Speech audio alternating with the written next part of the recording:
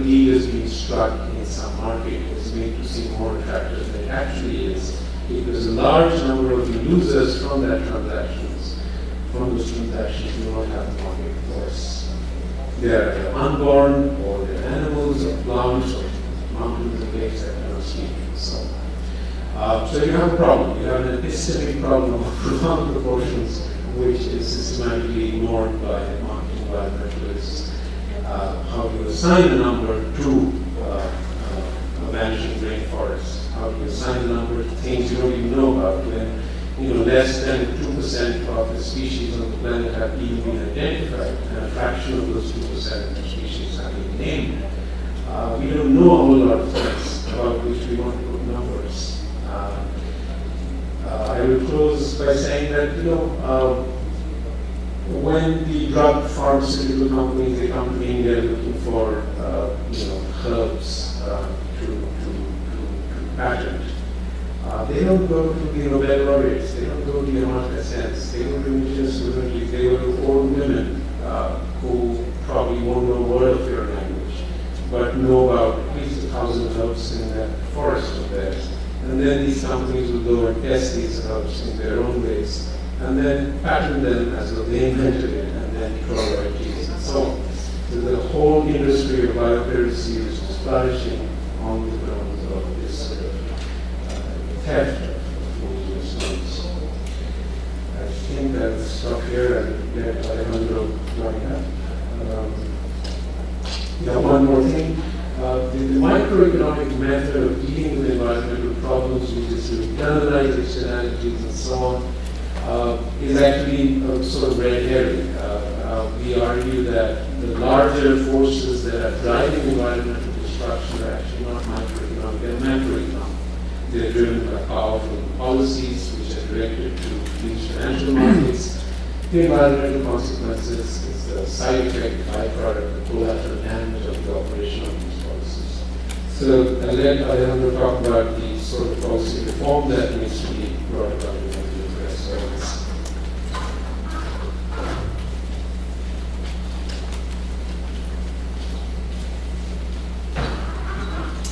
Okay, I only have 4 slides to go, so this will be very rapidly done with, and I hope that we can really open some discussion. So the first thing I want to share with you is, I think that we are thinking of reforming this economic policy setup that we have been describing here. We need some guidelines. What are some of the things that should apply to the things that we're trying to implement in terms of policy reform? And one of the first things that we need to have in mind is that macroeconomic policy priorities are essentially political choices. Okay? This is something that in the academic community of economists, we know that very, very well. But this does not transpire. If you look at the business press, it seems that this is the Tina phrase of Margaret Thatcher, there is no alternative. These are like technical imperatives, that you have to have price stability, or that you have to have balanced budgets. Be careful with those things, these are political choices. There was a time in which macroeconomic policy had different priorities. For a very long period of time, the main overarching priority was full employment. That's a big contrast. Somebody in 1955 would have come up to a meeting like this, and you would say, our paramount objective of monetary and fiscal policy is full employment. Now, okay, during those years between 1945 and 1975, it so happens that Western capitalist economies grew, expanded at faster rates than what happened after 1973-75.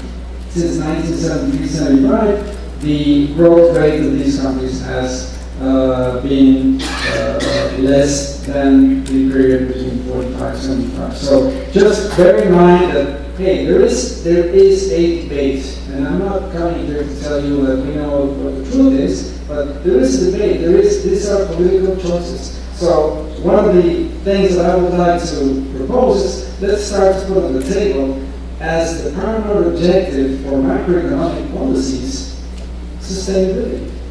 Let's think of the possibility of saying this should be the key policy imperative for macroeconomic policy. Social justice, environmental stewardship, conservation, health, whatever the terminology you want to choose, these two components of sustainability that have to be the main priority objectives of macroeconomic policies. There are other more detailed things that I would like to talk very rapidly with you about. When we talk about macroeconomic policies, we talk about homogeneous things, like the interest rate affects everybody. But maybe we would like to have the interest rate affect different types of agents in a different manner. Okay? And this means that we need to introduce some kind of heterogeneous criteria within macroeconomic policy making. This is probably done through re-regulation, for example, in the banking sector, etc. The other point is this issue of structures. In many circles, the whole idea of having a balanced trade account is important. But hey, what is the structure of your exports? You're maintaining a balanced trade account? This is great. But how are you doing that? Oh, because we are depleting our natural resources. Hey, be careful. Look at the structures. Don't look just at the end result of your accounting exercise at the macro level. Okay, so we need to redefine these policies and function of sustainability, not the other way around. We need to dovetail macro sector level policies. We need consistency here. We don't want them to be one going in one direction and the other in the opposite direction. We need to recover the capacity for counter-cyclical response to recessions and business cycles. And this whole debate and the crisis today epitomizes the need for this. I'll make a real short parenthesis here. This huge crisis we are witnessing and suffering today is not something that was cooked up in 6 months or 2 years. This is a major macroeconomic crisis for which major macro forces in the world economy were at play. It is really unfortunate that we don't have the graphs here. I retrieved them in my computer. They didn't come up here, but the stagnation of wages in the United States and in most European countries after the mid-1970s had major implications for the world economy and for the origins of the crisis that we are experiencing today. When it comes to policy reform, we need to really start thinking seriously about recovering the capacity to inject some stability into our capitalist economies. Okay? If capitalist economies are inherently unstable, well, we'll do something about that instability. Okay? Well, again, I hope some of these things will come up in the discussion. Definitely, we need to incorporate new and better sustainability indicators as part of policy instruments. Today, there are many countries that have green national accounts. Mexico is one of them. The unfortunate part, this is a very good thing. It's a step in the right direction. Unfortunately, they are disconnected from policy making. They're just a reference to say, hey, look, your GDP is increasing by this percent, but if you take the net environmental impact of that growth of GDP, in fact, you are growing at a lower rate. Well, that's very interesting, but how about incorporating that into fiscal policy and monetary and banking and credit policies?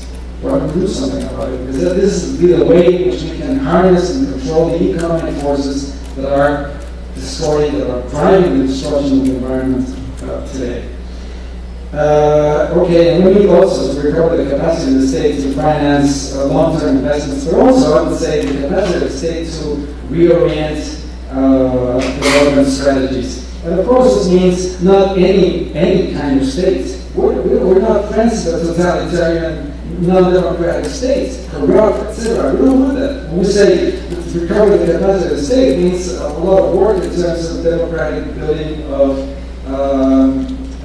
public capabilities and policy capabilities. Okay. I'm sorry. Time is running out. Okay, time is running out for all of us. The goals for policy reform, I will just put them over here. Rapidly, reduction of inequality, we got to channel adequate investment for conservation, increase resources for health, education, and housing. That goes together with inequality. Climate change, environmental education, biodiversity conservation. It's it. We put, there are many others, but as examples, we could put this basket of goals for policy reform. What do we need to do? Well, in terms of reducing inequality, we have to touch fiscal policy. We have to do something about income policy. Monetary policy also, we have to get this idea. Price stability is not synonymous with macroeconomic stability. We had price stability for 20 years, and then the huge crisis exploded. How's that? This is something that we need to reflect about. Price stability is not enough. Maybe it's part of an equation. It's not certainly not the main component of that equation. We need to re-regulate the banking sector, credit and monetary creation, and this is something, all of these things have to work together and in order to do something about inequality. As far as resources for conservation, again, fiscal policy, you have to tap new revenues. Minister Rosero was telling us, you can tax the bads in the economy, the polluters, the guys that are overexploiting and depleting natural resource base. Okay, let's do something. They have to pay, they have to spare a cost for that. Those are alternative sources of revenues. We also have to think about, for example, huge chunk of resources are in the financial sector. We need to talk about that seriously. IUCN is in a good position to start putting pressure on that being. This is really crucial because nobody is from the conservation community is talking about these things. And again, on fiscal expenditures, let's get rid of this thing that we need to cut expenditures in order to manage our debt. We can manage debt in many, many ways. There's no need to cut expenditures in the crucial sectors for sustainability. And finally, finance for sustainability, we need to talk about capital flows controls. Even the IMF is talking about these things. Even the European Central Bank, Commission studies, and the conclusions are, hey, yes, when you have capital flow controls, you have greater stability. And yet, in the world at large, very few people think that this is something doable. I think IUCN, again, has to start thinking about these things. And biodiversity conservation, one crucial element is agricultural policy. Today, agricultural policy, by and large, in the world, is not speaking to the conservation community. We need to get agricultural policy and conservation policy talking together, because this is the way in which you can get small-scale farming, for example, into the task, into the action of conservation, and instead of having, then have all this pressure in terms of a lack of credit, unfavorable price structures, etc. Okay, I think I more or less made a point here. Again, industrial policy, also very important. There's been a straitjacket from WTO requirements in terms of non-intervention in industrial policy. We have to review those things because there is a huge area for industrial policy making in terms of gaining access to greater renewable energy use, etc., and certainly greater efficiency. Okay, I think that just one final point. There are several critical issues on the macroeconomic perspective at the international level. Okay? And maybe you may think that these things are like, this is way off our power to change. Maybe it is, but we need to start discussing these things. I don't believe that you can talk about sustainability as we did in Rio +20 without any reference to the way the international monetary system is working. This is ridiculous. The international monetary system works through great international imbalances that are behind the crisis that we are experiencing. Inequality is really a key driver of the global crisis, and we have to do something about it. And the implications of the financial sector dominance is something that cannot be out of our radar screen, just as the question of debt and policy space for developing countries.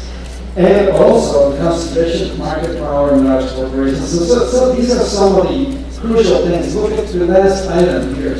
The international trade regime, especially in agriculture, the Uruguay round, the agreement on agriculture, had tremendous implications for the world, for the small-scale farmers of the world. And we need to revise those things. We have to come back and do something about these things. And so one starting point is to begin a discussion on some of these issues, even though, as I say, these are international macroeconomic issues. But we need to start addressing them. They were totally absent from real explaining. I think this is an insult to the peoples of the world. But I will finish with those strong words. And we can go to the last slide. So, see, we forgot about this. Okay. Thank you very much. Then we can have some discussion.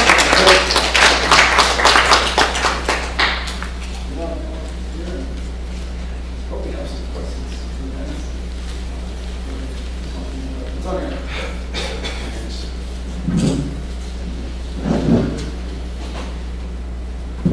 Thank you, Alejandro.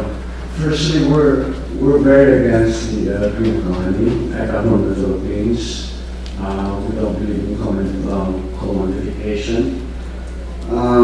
What we did back home, coming from a deficit and with our new government, we have expanded our ecological protected areas, and we have focused on ecotourism. Our agriculture is booming. We have not followed the dictates of the United States to increase our quota for sugar. Instead, we have slowed down. We did not follow them on biofuels. We don't believe in feeding cars with food, but feeding the people. At this point, we have been able to balance the our budget, our trade, our balance of payments is in surplus, to the point that we loaned the IMF, I told you yesterday, $1 billion. And that's quite a lot of money. Our argument with our president is that the next few years, we don't want to lend the IMF. We want to fully pay all our debt and put the money back into the country for our people. I think this example should go forward to many other countries. Mentioned that the 439 billion south money getting out from the south and going back to the north. We believe there's a lot of issues on hot money. It just goes back, and then they come to the country, they make money, and then they bring it back to the north and then back to the south. It's like a seesaw game, and we're very much against that. We're very much against another stimulus, which is being hotly discussed by the Fed. This is what you mentioned earlier, a piece of paper as an asset. What good is a piece of paper if it's deflated? You can burn it. I would rather have a glass of water, which I can drink, rather than a piece of paper, which you can eat.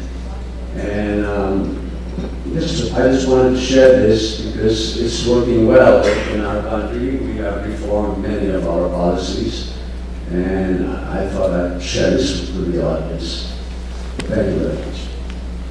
That's very encouraging to see that the Philippines is going down the road of policy reform. That's very good. Yeah, and one more thing, with the Supreme Court ruling and a local ordinance in the island of Mindanao, we were able to stop Asia's largest, biggest copper and gold mine by Estrada. It's not yet over. They have appealed. Our government is going to Australia, and you know how things are. There are negotiations here and there. But at this point in time, we were able to stop Yes, sir.